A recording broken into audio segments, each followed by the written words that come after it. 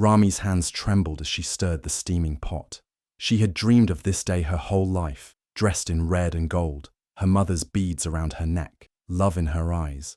But in the quiet of the kitchen, something felt off. She didn't know then that the people who welcomed her with songs were also praying she'd never sing again. She didn't know the soup would decide who lived and who didn't.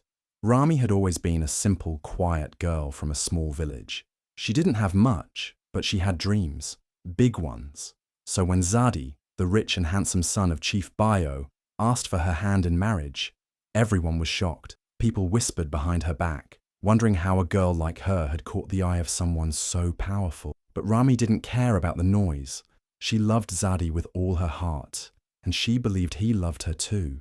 The wedding day came with music, colours, and dancing. Drummers beat their drums, women sang in sweet voices, and children ran with flowers. Ramy wore red and gold, her face glowing with hope. Her mother's old beads hung around her neck, and she felt proud, like she was carrying her whole family with her into a better future.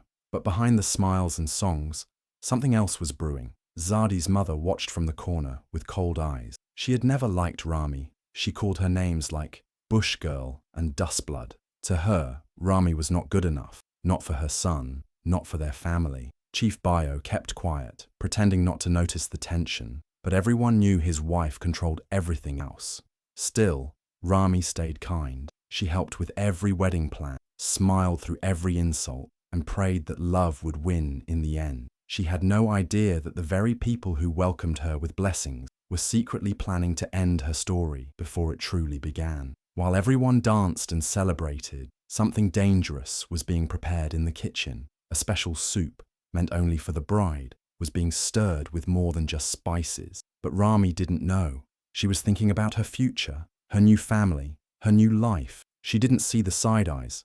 She didn't hear the whispers. She didn't feel the danger. All she knew was that her heart was full, and that soon she would be someone's wife. But fate had other plans, and the wedding that was supposed to bring joy would soon turn into a nightmare no one saw coming. Leja was Zadi's younger sister, only 16, but smart and always curious. She loved Ramy in her own quiet way. Unlike her mother, she didn't think Ramy was a nobody. She saw how kind Ramy was, how gentle she spoke, how she made her brother smile in a way no one else could. So when the wedding week came, Leia was actually excited to have a sister-in-law like Ramy. One evening, just 2 days before the wedding, Leia went to the kitchen to look for sweets.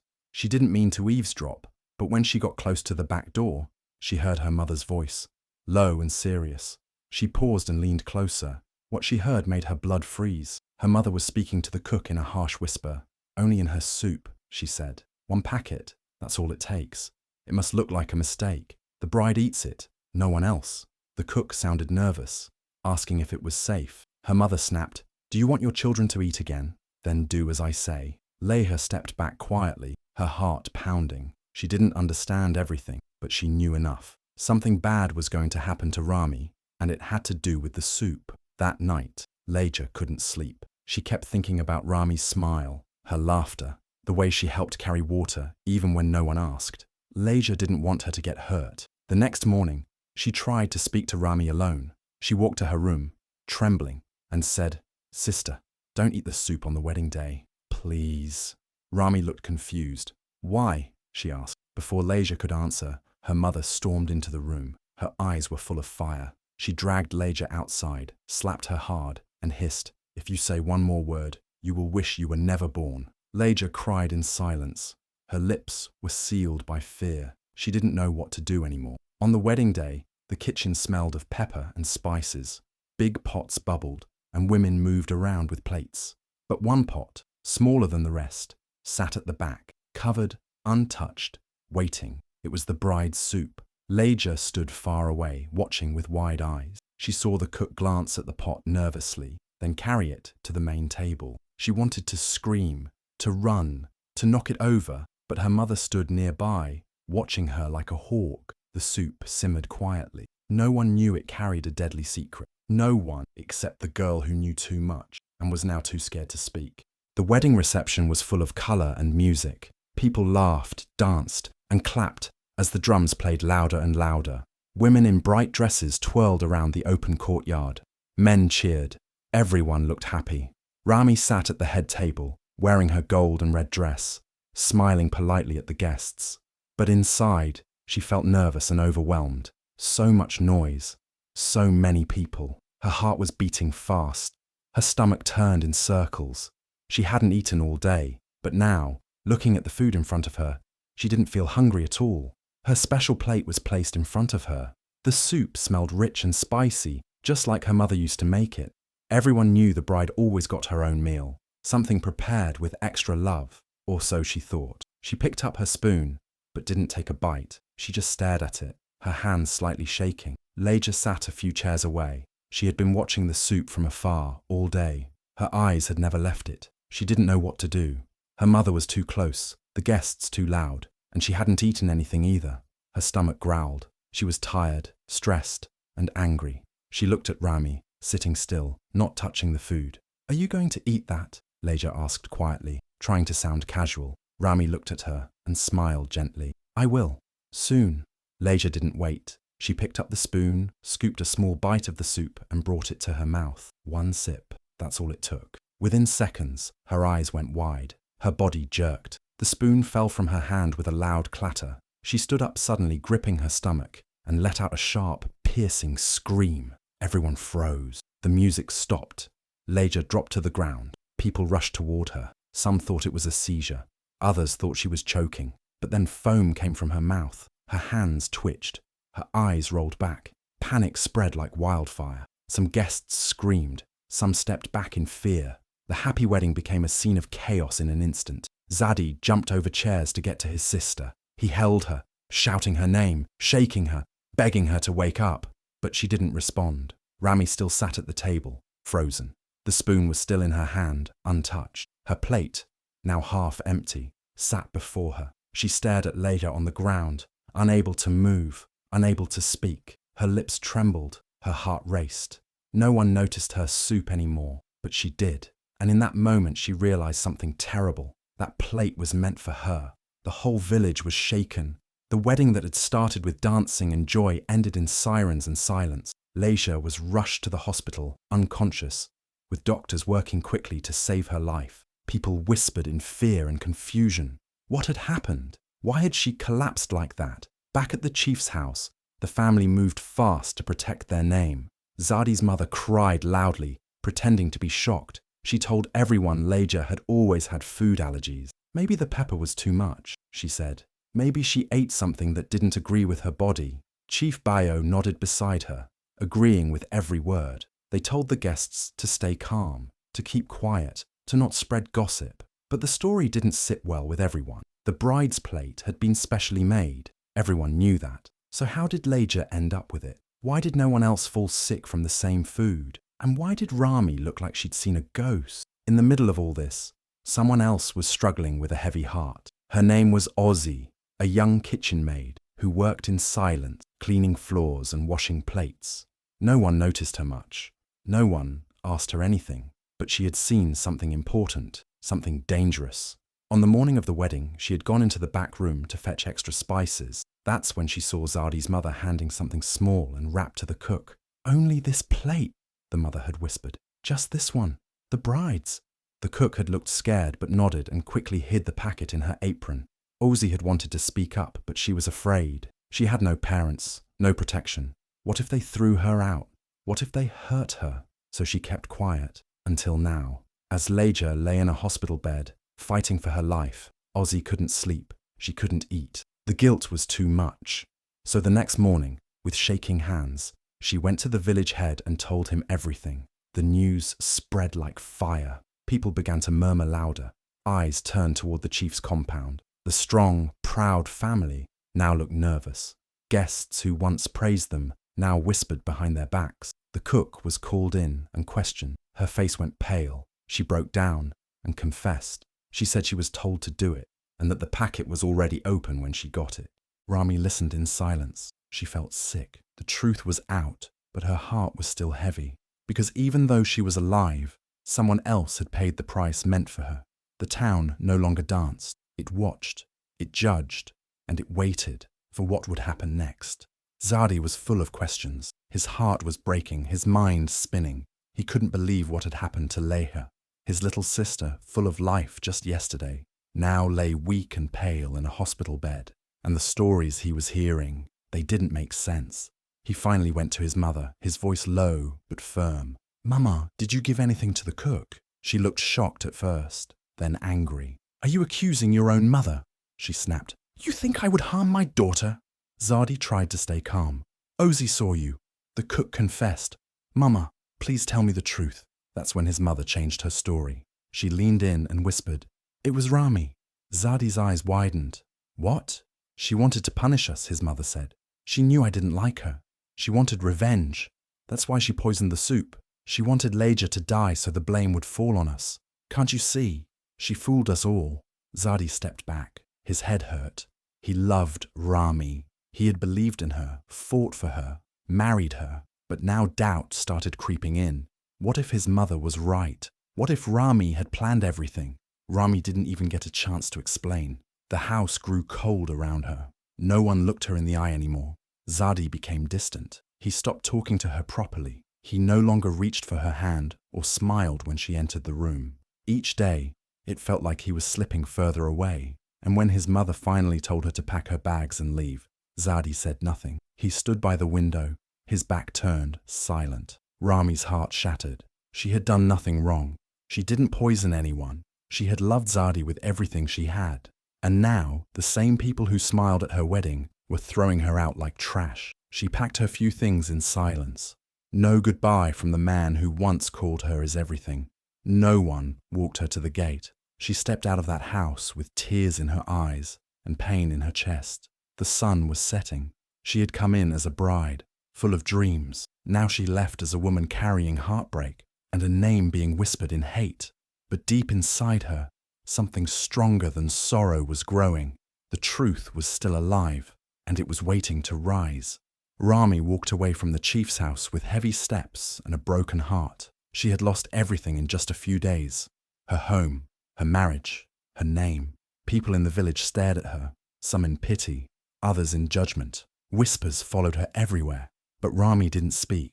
She didn't cry in front of anyone. She went to her late mother's small hut and sat there in silence for days. She didn't eat much. She didn't sleep. Her dreams were full of pain and betrayal, but deep inside her something was still alive, something strong. She knew she didn't deserve what happened, and she knew the truth was still waiting to be heard. One evening, an old friend came to visit her. His name was Dr. Duro, a kind-hearted man who had grown up with Ramy. He had always respected her strength and honesty. When he heard what happened, he didn't believe the lies for a second. He listened to Ramy's side of the story and saw the pain in her eyes. Then he said, "You are not alone, and you are not finished." With his help, Ramy visited the town council and filed a legal case. It wasn't easy. People tried to stop her. Some laughed. Some warned her to stay quiet, but she kept going. Dr. Duro helped gather every piece of truth that they could find. They got a copy of the cook's confession. She had already admitted to putting something in the soup.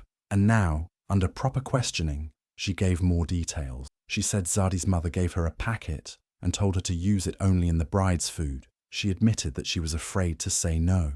Then, something unexpected happened. Leja woke up. She was still weak, but her mind was clear. When asked what she remembered, she said it all. She told the investigators that she had eaten from Ramy's plate without asking. She told them she had overheard the strange talk between her mother and the cook. She told them that Ramy had nothing to do with it.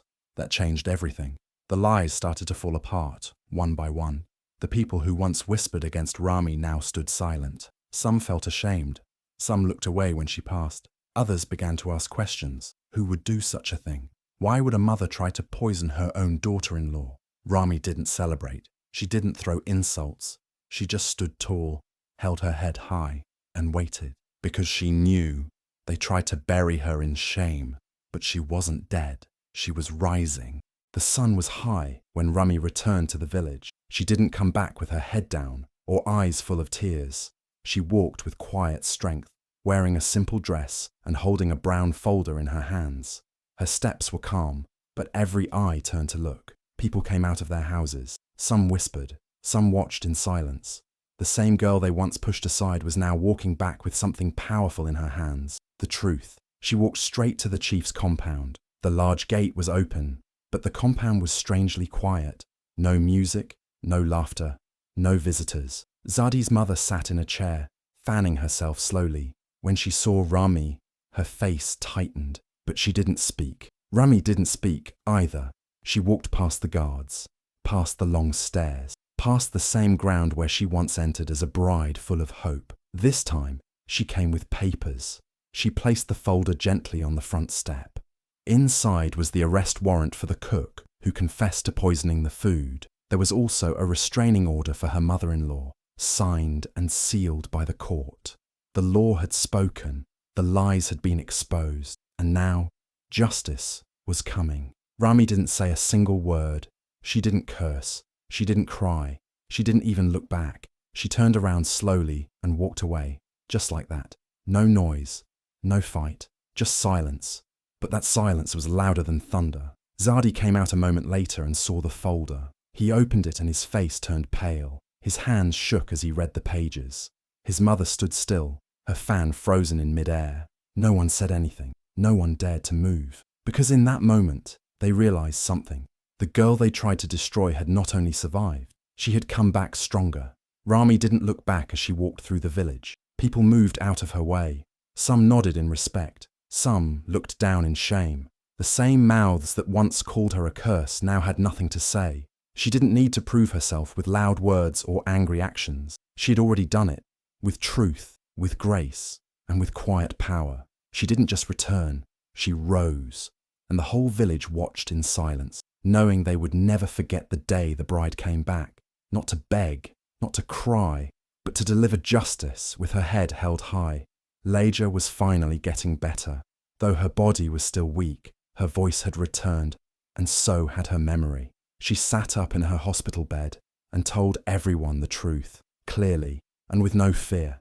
She said Ramy had done nothing wrong.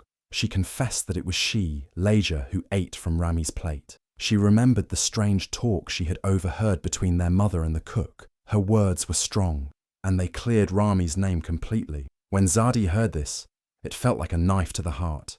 He couldn't believe how badly he had failed Ramy. The guilt hit him harder than anything ever had. He remembered how he looked away when she needed him, how he stood silent as his mother accused her, and how he let her leave without defending her.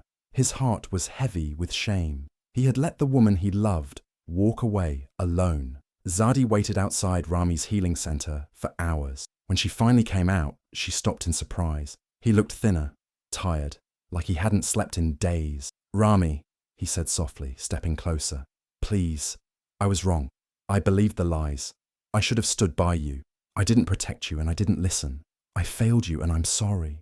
Please forgive me." Ramy looked at him for a long time. There were no tears in her eyes, no anger, just silence. Then she spoke, her voice calm and clear. "You trusted the hand that served me poison." Zadi's eyes filled with tears. He tried to speak, but no words came out. Ramy didn't wait for a reply. She turned and walked away, her steps steady and sure. She didn't look back. Zadi stood there, watching her disappear into the distance, his chest full of pain. He had lost her, not because she left, but because he had pushed her away when she needed him the most. People watched from a distance, some with sympathy, some shaking their heads. They had seen it all, the rise, the fall, and the silence that followed. Zadi returned home that night to an empty house. His mother didn't speak much anymore. The once loud, proud home was now full of quiet and shadows, and every night he replayed her words in his mind. "You trusted the hand that served me poison."